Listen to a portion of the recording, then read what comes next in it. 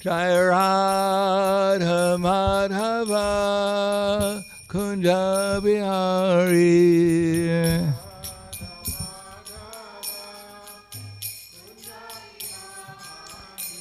Jai Radha Madhava Kunja Bihari.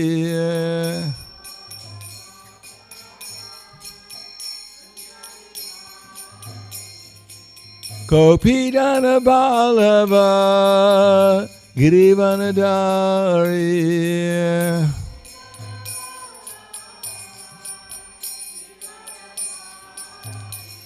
Gopi Jana Ballabha Girivanadari.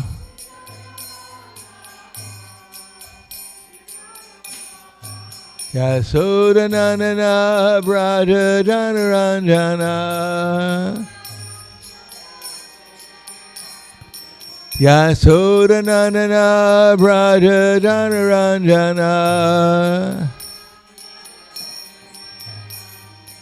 Yamunatiha Vanacharya. Yamunatiha Vanacharya. Jai Radha Madhava Kunja Bihari.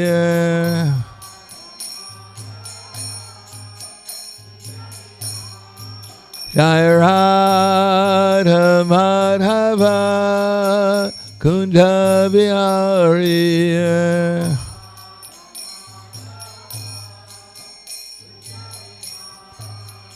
Gopi Jana Ballabha Girivanadari.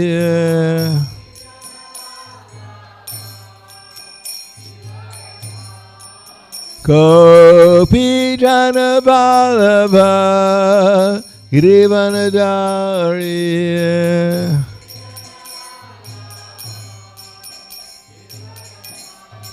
Yasodananda Braja Janaranjana. Yasodananda Braja Janaranjana. Yamunatiha Vanacharya. Yamunatiha Vanacharya. Jai Radha Madhava Kunja Bihari.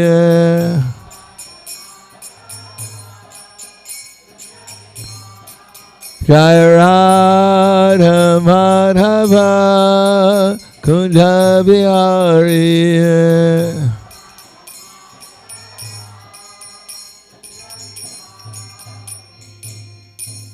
Jai Om Vishnupad Paramahangsa Brahmadakacharya Asadhara Sadushi Shiman. His Divine Grace Shalasi Bhaktivedanta Maharaj Srila Prabhupada Ki Jai.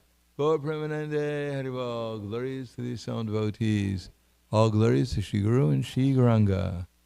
Om Agyanatavinandasya Gananjana Salakaya Chaksuramilitam Yena Tasmai Shri Guruve Namaha.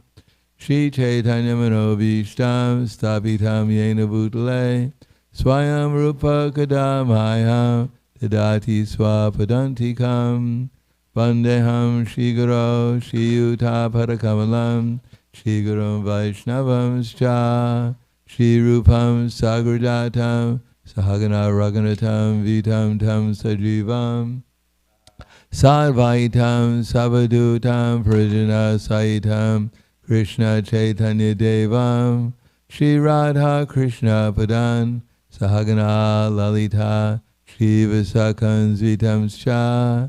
Hey Krishna Karna Sindhu Dinabando Jagatpate Gopesha Gopika Kanta Radha Kanta Namostute Tapta Kanchana Gaurangi Radhe Vrindavaneshwari Prashubhanu Sutta Devi Pranamami Hari Priye. Vanchakalpa Trivyacha Kripa Sindhubhyevacha Patitanam Pavanebhyo Vaishnavebhyo Namo Namaha. Shri Krishna Chaitanya Pranityananda Shri Advaita Gadadhar Shivasadi Gaura Bhaktivinoda.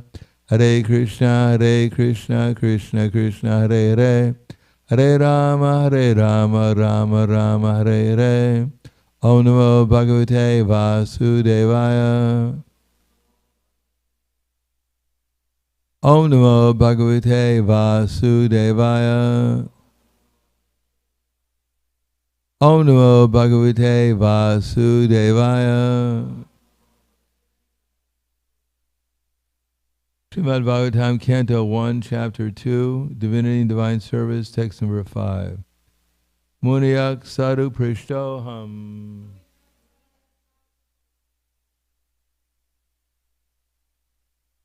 Where is this? Oh. This is someone's world tour, we're saying. Visiting different temples. Oh, this looks like Thailand also.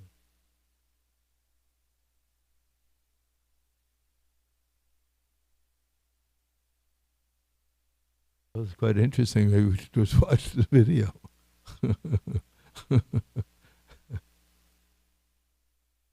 Okay, I'm just going to read the verse. Bhavad Viraloka Mangalam Yat Krita Krishna Samprasto Yayatma Suprasiditi. Translation and purport by His Divine Grace A.C. Bhaktivedanta Swami Srila Prabhupada. O sages, I have been justly questioned by you. Your questions are worthy because they relate to Lord Krishna and so have relevance to the world's welfare. Only questions of this sort are capable of completely satisfying the self. So please repeat. O sages, I have been justly questioned by you. Your questions are worthy because they relate to Lord Krishna and so have relevance to the world's welfare. Only questions of this sort are capable of completely satisfying the self.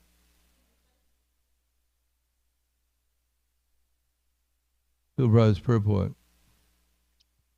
Since it has been stated herein before that the Bhagavatam, the absolute truth, that in the Bhagavatam the absolute truth is to be known, the questions of the sages of Naimisharanya are proper and just because they pertain to Krishna, who is the Supreme Personality of Godhead, the absolute truth.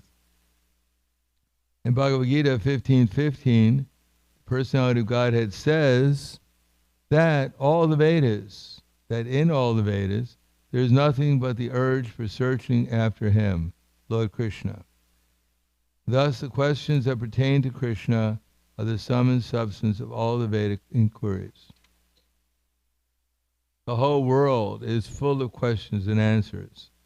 The birds and beasts and men are all busy in the matter of perpetual questions and answers. In the morning, the birds in the nest become busy with questions and answers. And in the evening, also the same birds come back again and become busy with questions and answers. The human being, unless he is fast asleep at night, is busy with questions and answers. The businessmen in the market are busy with questions and answers. And so also the lawyers in the court, and the students in the schools and colleges, the legislators in the parliament are also busy with questions and answers.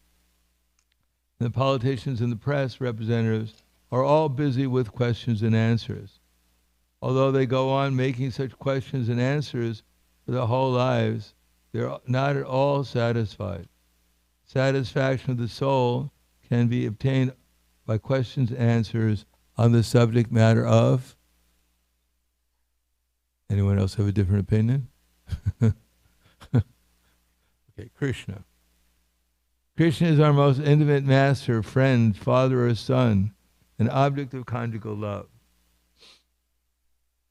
Begetting Krishna, we have created many objects of questions and answers, but none of them are able to give us complete satisfaction. All things but Krishna give temporary satisfaction only, And so if we have to have complete satisfaction, we must take to the questions and answers about Krishna. We cannot live for a moment without being questioned or without giving answers. Because the Srimad Bhagavatam deals with questions and answers that are related to Krishna, we can derive the highest satisfaction only by reading and hearing this transcendental literature. One should learn the Srimad Bhagavatam and make an all-round solution to all problems pertaining to social, political, or religious matters. Srimad Bhagavatam and Krishna are the sum total of all things. Munyak sarupishtoham bhavadvira lokamangalam yat kritam Krishna samprashna yayatma samprasidati. O sages, I've been justly questioned by you. Your questions are worthy because they relate to Lord Krishna and so are relevant to the world's welfare. Only questions of this sort are capable of completely satisfying the self. Namo Vishnu Padaya Krishna Prasthaya Bhutale Srimate Bhaktivedanta Swami Namane Namaste Saraswatunde Ve Gauravani Vacharane Nirvishesha Srinivadi Paskadyade Satarane. Here the word used is samprashna. Prashna means to ask questions. And here sam means complete. Like kirtan means to glorify Krishna, and sankirtan means to completely glorify Krishna. Therefore, relevant questions should be there in order to get a complete understanding what the science of Krishna consciousness is. As Krishna says in the Bhagavad Gita, Janma karma chame divyam evam yo veti tatvataha tyaksva deham panarjanma naiti mam eti sorjana. That only one who has complete understanding, Dhamma, namely about Krishna's birth. So Krishna's birth is dealt with at the beginning of the Bhagavatam, that Krishna took birth two places. He took birth simultaneously as the son of Devaki and Vasudeva in his forearm holding conch shell, wheel, and lotus flower. And then he also took birth simultaneously as the son of Mother Jasoda, as the twin of Yogamaya. So the birth of Krishna was, one sense we hear about it, but to understand how did Krishna take birth from the womb of a mother with a helmet on his head, and with a conch shell, wheel, club, and lotus flower. It must have been a very difficult birth.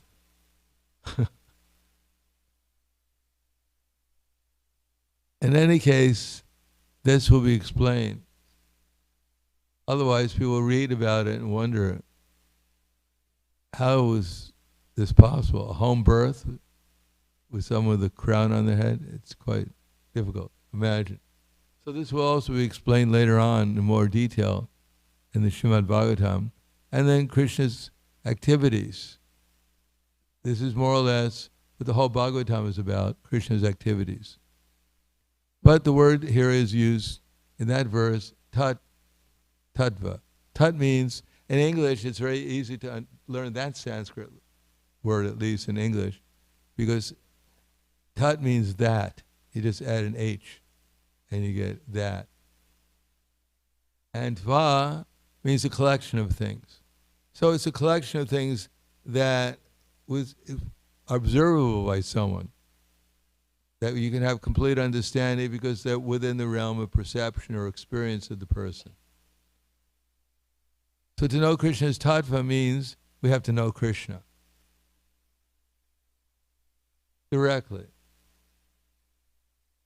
Otherwise, we can hear the Bhagavatam and we can repeat it, or Bhagavad Gita, we can quote it, but that may be like licking the bottle of honey.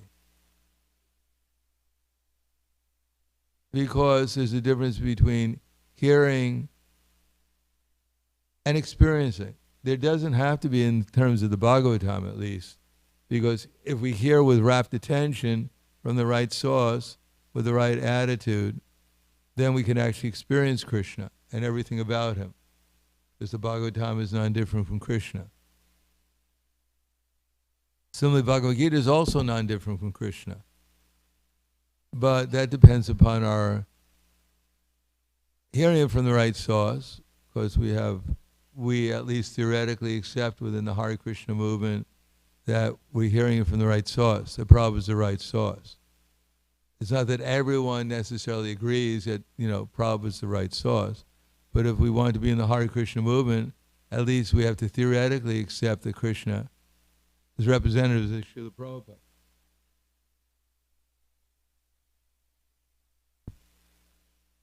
Luckily I did my yoga exercise today.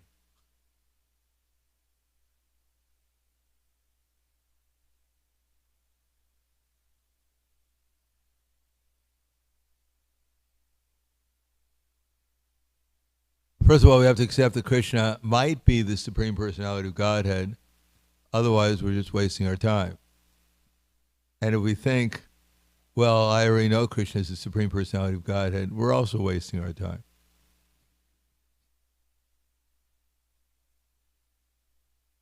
Now, we might we may know Krishna directly. We may have just spoken to him before the Bhagavatam class. Then we won't be wasting our time. Or if we have the attitude that I'm here to learn about Krishna, that there might be something I don't know about Krishna, so that I can actually not only theoretically accept Krishna as the Supreme Personality of Godhead, I can develop my faith in Krishna by experience, or at least be on the path of experience. In the Bhagavad Gita, Krishna says, to come to this tattvataha, this direct experience of Krishna, he says, tadvidi pranipatena pariprashnena sevaya upadekshanti te jnanam jnaninas tattvadarshanaha. So in the purport, Prabhupada begins the purport of that particular verse, which I think most of us might be familiar with. Just try to learn the truth by approaching a spiritual master, inquire from him submissively and render service unto him. The self-realized soul can impart knowledge unto you, or souls, depending on your translation you have, because they have seen the truth, or he has seen the truth.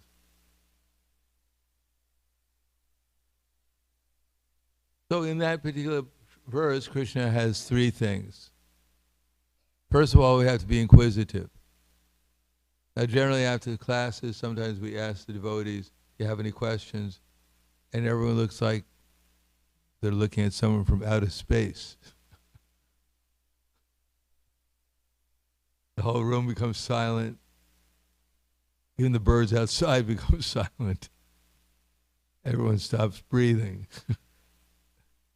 searching internally. And then the speaker usually says, all right, if there's no questions, then the next question is, what time is prasadam?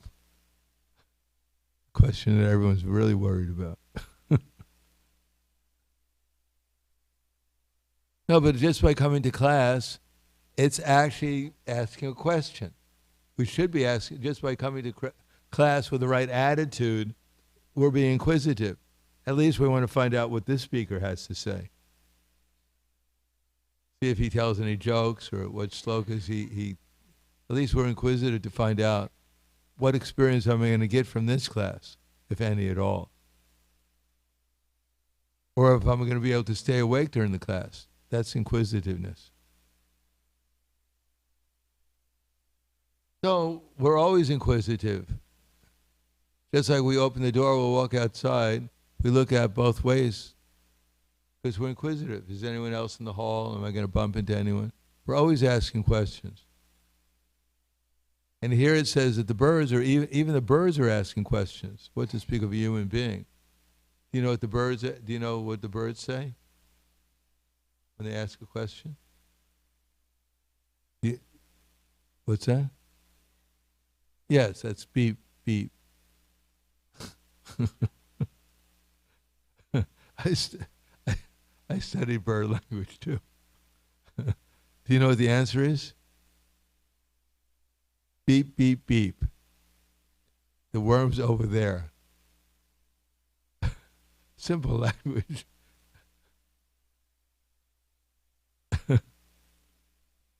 So even the birds they're always getting the answer. It's a simple thing. Beep, beep, beep. It's over there. And beep, beep, beep, beep is thank you. So the birds they don't have very much to worry about. But they're also asking questions. Everyone. If you go out in the street, even here, Gurley Street, you're about to cross the street, you ask the question, are there any cars coming? And you look both ways to see if, at least one way, to see if there's any cars coming. So you're asking a question. At least Krishna's, and Krishna, you're looking and Krishna says there's no cars coming. So we, at every moment, at every second, eternally we'll be asking questions. The question is what kind of question we're going to ask.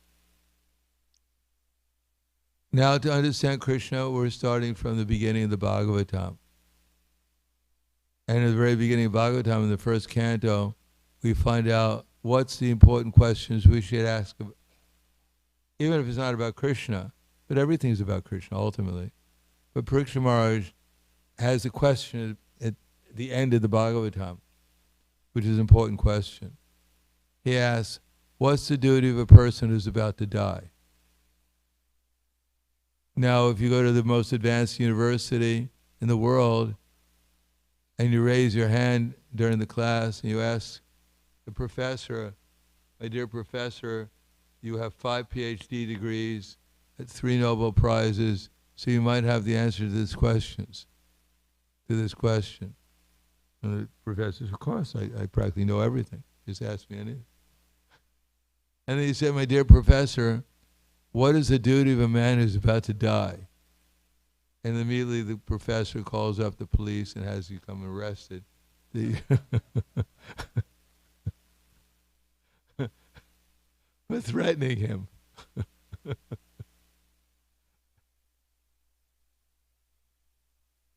Because they don't have the answer. They think they know everything, but they don't have the answer to that question. But Parikshit Maharaj, he had 7 days left to live. And he wasn't asking about what the weather's going to be like on the Ganges, where he's going to sit down for 7 days. Does anyone know a good Ayurvedic doctor who has the antidote for snake poison? He didn't ask any of those questions. He asked, what is the duty of a person who's about to die? And even the great learned sages who were present there, excluding, of course, Vyasadeva was there, Narada Muni was there. But even these great sages and demigods from the whole universe who came there to accompany Maharaj Parikshit at the time of death, they couldn't even answer the question. And unless we had gotten the Bhagavatam, if someone would have asked us when we were, what is the duty of a person? We wouldn't have any idea either. And finally, somebody came with the answer. Of course, Vyasadeva could have given the answer, but he knew what was going to happen. Narada Muni could have given the answer. But they knew that this is a very special advance where these questions and answers would be all about Krishna. Just as Krishna arranged it to put Arjuna into illusion, so that Arjuna could ask the perfect questions and Krishna could give the perfect answers. So immediately Shukadeva Goswami came and Parikshit Maharaj asked the question, what is the duty of a person who's about to die? And Shukadeva Goswami was ecstatic.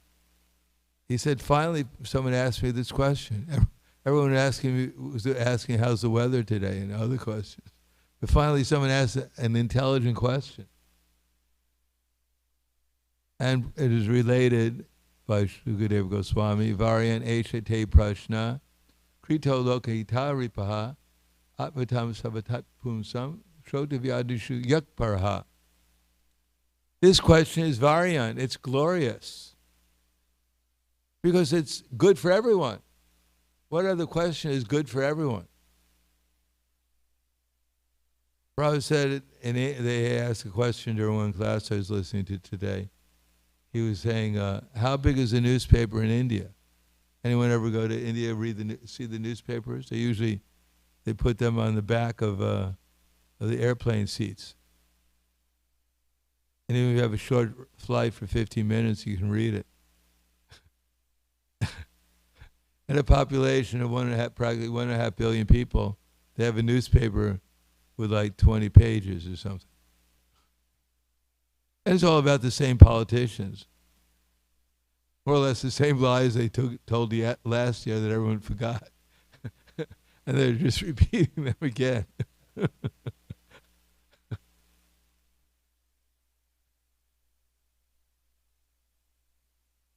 And then Prabhupada asked, what's the size of the newspapers in America?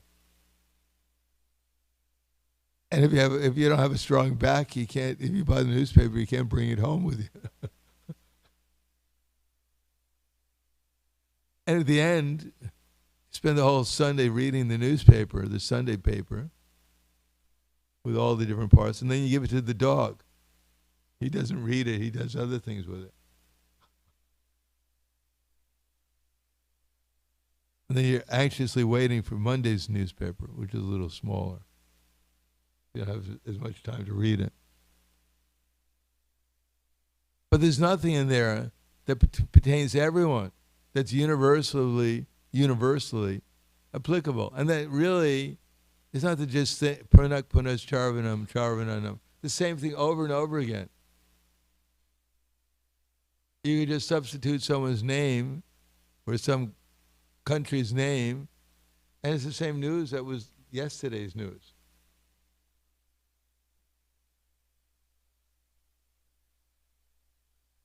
The same promises by the politicians that no one really believes they're going to fulfill. Just like in astrology. There's one science of astrology called mundane astrology, where they predict about what the world events. And the technique is to figure out what the world events, you make 100 predictions about what's going to happen. And if one event happens, then you declare yourself 100% successful. You understood the future perfectly.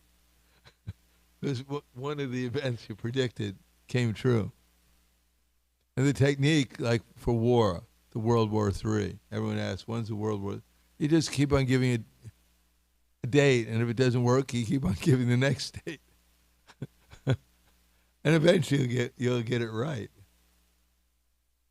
Just like even if your watch doesn't work, it's accurate at least twice a day.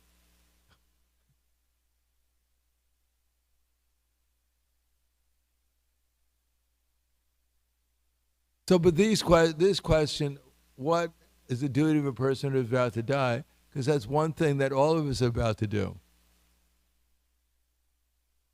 I'm sorry, I get everyone depressed during class, but that's a fact. That an intelligent person, he thinks, what is my duty that I'm about to die? Now, that doesn't mean we're going to die the next moment. It could be. But even if we live another 50 years, 100 years, each one of us, that's not very long. Brahma came and he stole all the cows and calves of Krishna, mostly calves. They were all young boys at that time. They were herding calves. And the cowherd boys. And he hid them in a cave. And he left. And he came back, not in a second, he came back in a nimesha, which is just a fraction of a second. But his fraction of a second is a year of our time. So that means in 1 second of Brahma's lifetime, according to the calculation that he lives for 311 trillion, 40 billion years, that means 1 second of Brahma's lifetime is 90,000 of our years. That means in 1 second of Brahma's life, if we live for 100 years, we go through 900 births and deaths. And Brahma is 1 second. And for Brahma, a second is a second. Not very much. Because he's on such a platform of enjoyment, time goes so quickly for him that his 311 trillion, 40 billion years is comparable to our 100 years. Because here we're suffering so much, time seems to go very slowly.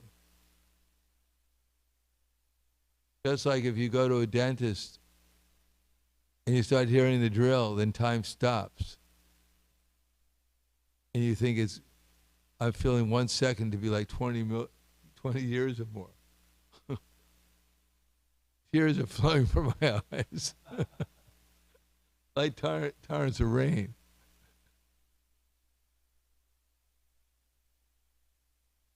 So we're all about to die. So therefore, what is the Bhagavatam tells us what our duty is, what our duties are, now that that time of changing this body is about to take place. But unfortunately, Shrotavyadishi Rajandra, Srinam Shanti Sahasrashaha, Apashitam Atmatattvam Griheshu Grihane Medinam. That generally people in this world, they have hundreds and thousands of questions, but they're not about Krishna. What are they about? Nidriya Riyate Naktam, Bhavavayena Chapavaya. Nidra Riyate Vayam, Bhavavayena Chapavayam. Divya Charteva Rajan Kutumba Bharanenava. They're basically about eating, sleeping, mating, and defending, and making money in order to do that in a very nice way. All these newspapers every Sunday, that's what's about. A heavy emphasis upon eating and sleeping, and then something about mating, and of course a lot about defending also. So the whole Bhagavatam is just, from the very beginning it says, it's not about eating, sleeping, mating, defending. Although there are parts where eating, sleeping, mating, or defending are described, but not to encourage them. There is romance, but it's not a very happy ending. They don't live happily ever after in the Bhagavatam, unless it's Radha and Krishna. But the parts that people are usually interested in are the parts that are not about Radha and Krishna. So there's hundreds and thousands of questions about the same thing over and over again. And what's the problem with that? Isn't there happiness in eating, sleeping, mating, defending? What's the problem? Otherwise, why are people so interested in it? Because actually what people are most interested, even above eating, sleeping, mating, defending, they don't want to die. They don't want to leave this body. Even people who are suffering, in the body, generally they don't want to leave it. It's like I told the story, a devotee was in Howrah railroad station in West Bengal. And there was one beggar, homeless person on the railroad tracks looking for cigarettes. Cigarette butts. One train came along and ran him over, cut his body in half. So a devotee came down to the track to help him, and he asked, "Can I do something for you?" So he's inquisitive. He wanted to find out how he can help him, and the homeless person's answer, whose body was cut in half, was, "Do you have any cigarette?" So it was a valuable question. How can I help you? And he asked a question in return, but it wasn't a very valuable question because he wasn't trained to ask anything important. But the Bhagavatam is meant to train us so we can ask some valuable questions and actually get some valuable answers. That's why Pariksha Maharaj was chosen. That's why Shukadeva Goswami was chosen. That's why Krishna spoke the Bhagavad Gita to Arjuna. So we can take advantage of it and actually find out what our duty is before we leave this body. Something valuable for ourselves and others. Therefore, Prabhupada writes at the introduction, and the purport to that verse I read, that I quoted, Tadvidi Pranipatena, that the path of devotional service is undoubtedly difficult. So it's not an easy path. We have so many things to do in our lives. We have so many obligations, so many anxieties, so many different things. But actually what we're trying to do is get out of death.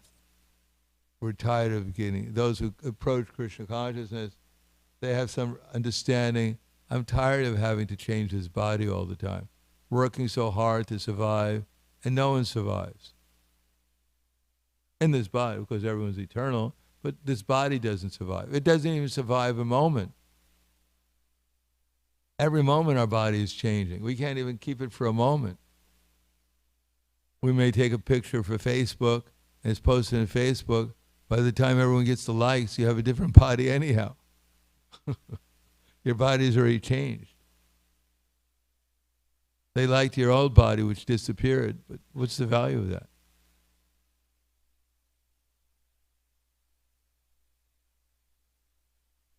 So, Prabhupada writes, the path of Krishna consciousness, devotional service, is undoubtedly. Therefore, it's advised that we approach a representative of Krishna and disciple succession from the Lord himself. Because they'll actually give us good answers if we ask good questions. Prabhupada wasn't shy when people asked inappropriate questions after his class. He chastised them in his own way.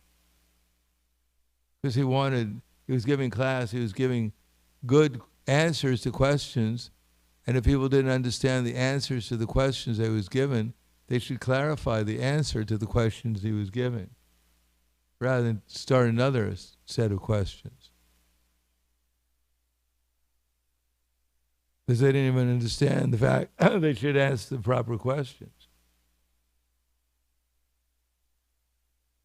Prabhupada had to train his audience. So it's undoubtedly difficult. So it's not that we read these purports, we think, well, I haven't understood that. I read the Bhagavad Gita one time, and I passed my Bhakti Shastri test, and therefore I'm self-realized. As much as information I need. No, it's difficult. Therefore, it's advised that we approach a spiritual master in the line of disciple succession from the Lord himself. That the Lord is the original spiritual master, and one of the disciple succession can actually represent him. Because Krishna, Dharmam tu sakshat, Bhagavat pranitam, he's the original propounder of all religion. Religion just doesn't mean some secular religion, dharma.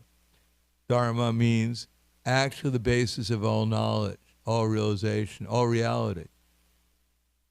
And the process of achieving it, that's called dharma. It all comes from Krishna. Vedaischa savarham eva vedyo, Vedanta krid vedavid eva jaha. All the knowledge comes from Krishna, all eternally.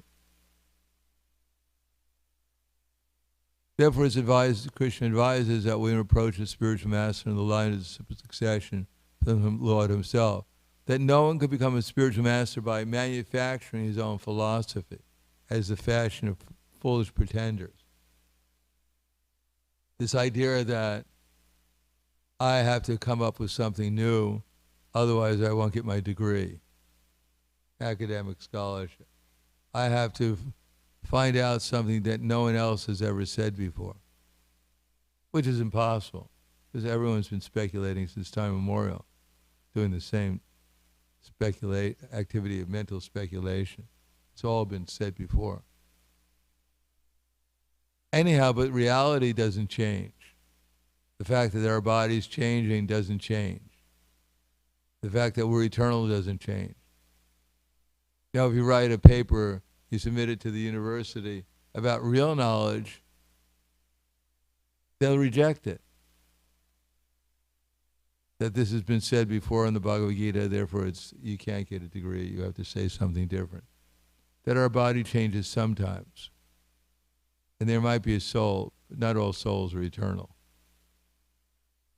As a philosopher in the Christian tradition, famous philosopher, matter of fact, the basic philosopher, one of the most prominent philosophers, he said yes, some living entities have souls. He said animals don't have a soul. Men have full souls and women have half soul. So he didn't agree with even what Jesus Christ was saying, but he becomes a big philosopher in the church. Nowhere in the Bible you'll find anyone talking about women having half souls. But he decided that he wouldn't get his degree, become a professor of religion, unless he came up with something new. So there's the problem. If someone repeats what Krishna says, he'll get arrested for plagiarism in some places. But Krishna, if the truth is the truth, if you add something to it, take something away from it, you're just wasting. You're just reducing the truth. You're saying something untruth or half truth. Just like in Bhagavad Gita, Krishna says, "Sarva dharam parityajya mame kam sharanam vraja." Give up all varieties of religion, surrender unto me. Therefore, I'll protect you from all sinful reactions. So half truth is give up all varieties of religion. You state that, and everyone says, "Well, it's perfect," except Bhagavad Gita, what Krishna says in Bhagavad Gita in that verse. The other part we can leave out, not very interesting. Surrender to Krishna, and he'll protect you. But give up all varieties of religion. I already did that. My life is perfect. And then Prabhupada writes that blind following and absurd inquiries are condemned, that one should not only hear submissive, tarka pratishta shutiya vibhina asavarishir yasyana bina, that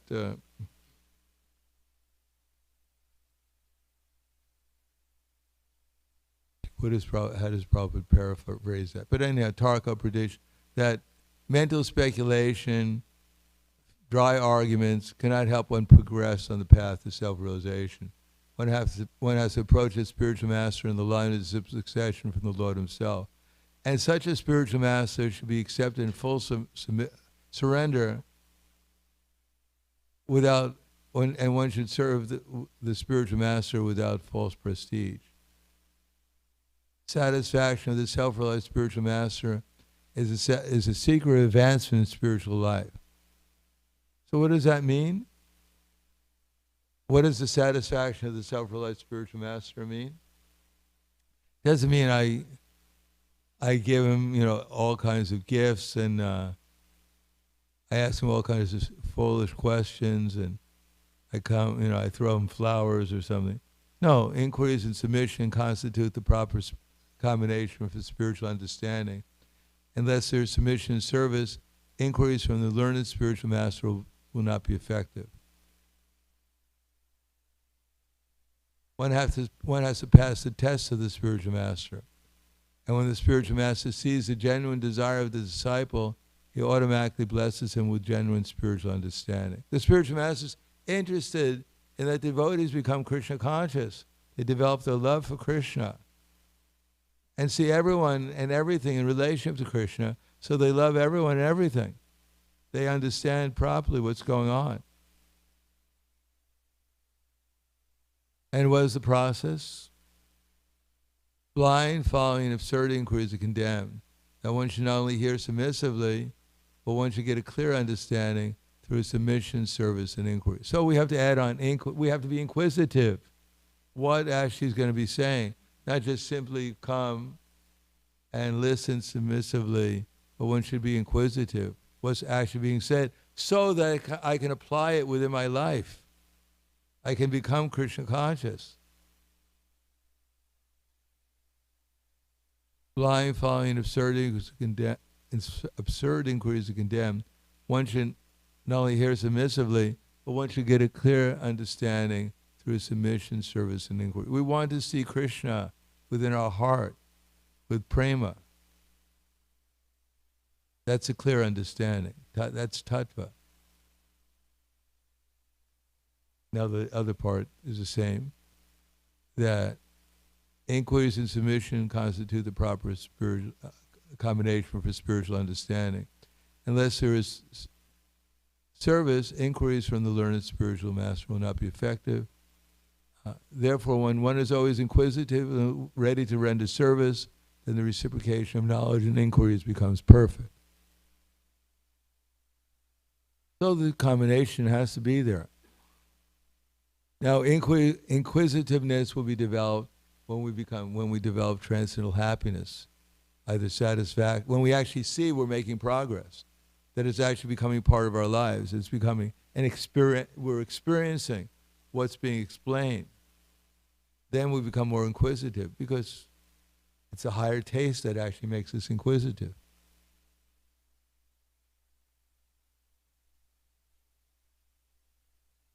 Then, the more we get the higher taste, then the more we'll be submissive, because without submission, without service and submission, then our inquisitiveness will not be satisfied. We won't actually get a higher and higher taste. Therefore, we need progressively higher and higher understanding about Krishna consciousness and the process of obtaining it. Even in the spiritual world, they're learning from Srimati Radharani, our Supreme Guru, how to love Krishna more. It never stops. But I'm going to stop. So I'll ask other questions.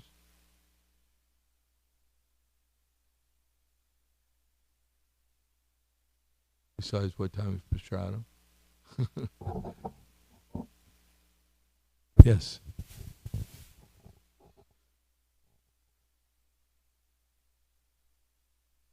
Well, by the time we figure out. Yes. Hare Krishna. So, I find kind of difficult to understand we should do everything for Krishna. Krishna says, whatever you do, do it for me. So if I do some service which is directly connected to Krishna, that's easy. Okay, I'm cleaning the dishes, I'm making the sweets or something that's for Krishna. But most of our day is at our work or something, and then I don't find that much connection between service and Krishna while I'm at the work.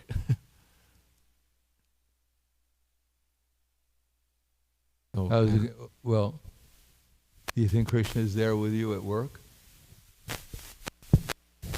Whose energy are you working with? What about, the people that you're dealing with? Is God in their heart? Is super soul in their heart? No, it's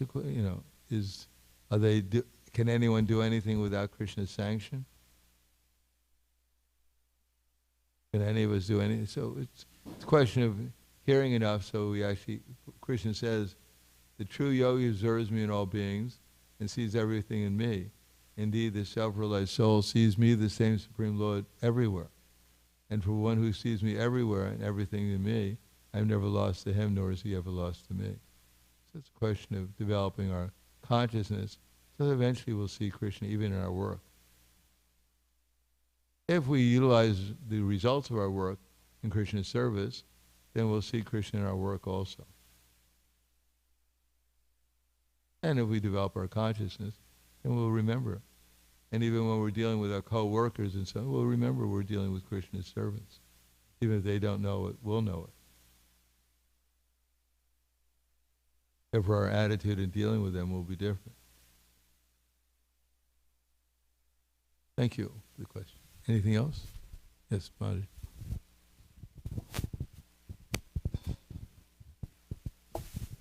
Hare Krishna. Thank you so much for your wonderful class, Maharaj. I heard you speak many years ago at 26 2nd Avenue, so it's really nice to see you in person again. Maharaj, I was listening to your words and the purport about questions and answers and how we can live millions of lifetimes before we ask the right questions. And I was thinking about how probably everybody here in the temple room, at some point in their life, they had a real question, and that's what led them to ISKCON. Like for me, it was, there's got to be more to life than this. Like, what else really is there? So then I was wondering, Maharaj, if you could share what your big question was that led you to Krishna consciousness. Well, I guess all the questions we have eventually lead us to Krishna consciousness. But anyhow, I had some experience. I was wondering where did this come from. It's some spiritual experience. So then I started to, obviously my college courses I was taking didn't answer the question, and I didn't expect it to answer any questions. So then I became curious. If everything is so infinite, that I realized everything is so infinite, and everything was so nicely organized, I figured there must be someone behind this. And who was it? So then I became inquisitive, started to read the Bible, started to read books from India, and then my friend,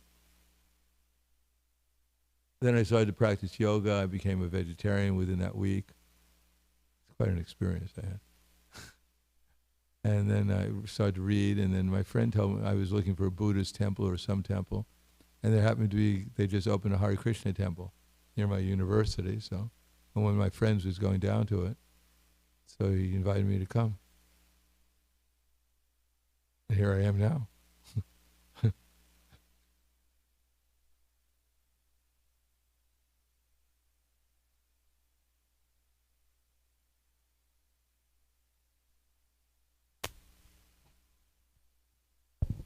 Hi Krishna Maharaj, thank you so much for the class. Maharaj, towards the end, when you're closing the class, you said no devotional service, and then you made the connection to Radharani. Can you enlighten us more on that particular section? I made a connection to what? With Radharani, with the devotional service as Oh, well, she's in the spiritual world, and even in this world when she's here. She's always telling the gopis how she loves Krishna and what her attitude is.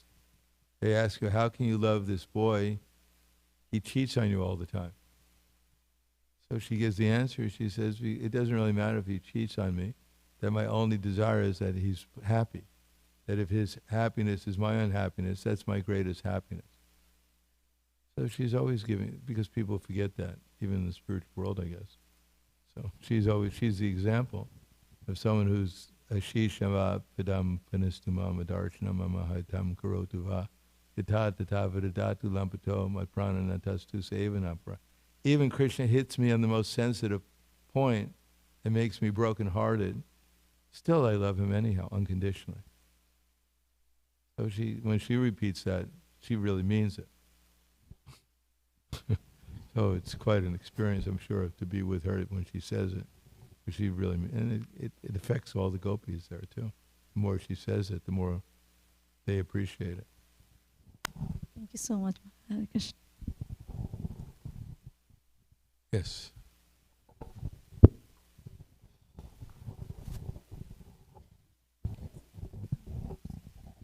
Bhagavad Mission.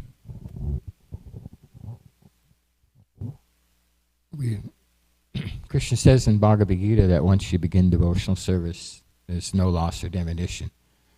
And I read in the Krishna book that there's once somebody begins performing devotional service to Krishna, their success is guaranteed. And if they slip in one life, then they'll pick it up in the next. So the question is, when does that happen? I know people who performed a lot of devotional service, but they don't want to perform anymore. And yeah, maybe in this lifetime they won't. Maybe there may even be a slight, delay. Maybe in the next lifetime of Brahma they start up again. But that's not very long. It's only one exhalation of Mahavishnu. So our conception of time is quite relative from our own experience. But it's the reality of time from the platform that Prabhupada's writing from may be different from the reality of time that we're speaking about. But generally speaking, one is sincere and takes up the process of devotional service, actually inquisitive, then, one will achieve Krishna consciousness in a very, after, and relatively, from the absolute point of view, shortly. when Mukunda was Chaitanya Mahaprabhu's revealing his Srivas Anga, his Prakash pastime, and Mukunda wasn't called, his boyhood friend, and they said, well, why don't you call Mukunda? Because you're calling all your other devotees. He said, because Mukunda, he associates with all these Mayavadis and yogis. Sometimes he's devotees, sometimes he associates with others. He said, I don't want to see his face. So Mukunda was waiting, when is he going to call me? So they said, well, the Lord said you're forbidden to come there. So he said, well, ask him when I might have the opportunity. So the Chaitanya Mahaprabhu, when he was asked that, he said, I'll see Mukunda after 100 million lifetimes. So they went back to Mukunda and said, the Lord said he'll see you after 100 million lifetimes. And Mukunda started to dance in ecstasy, shouting out, I'll see the Lord soon. So they came back and told the Lord, Chaitanya Mahaprabhu, that Mukunda is dancing in ecstasy after he heard that. He'll be able to see you after 100 million lifetimes. So Chaitanya Mahaprabhu was very pleased and said, call him immediately. So different devotees have different conceptions of time. All right, thank you very much. Grantaraj Srimad Bhagavatam ki jai. Srila Prabhupada ki jai. Gaur Premanande. So then it's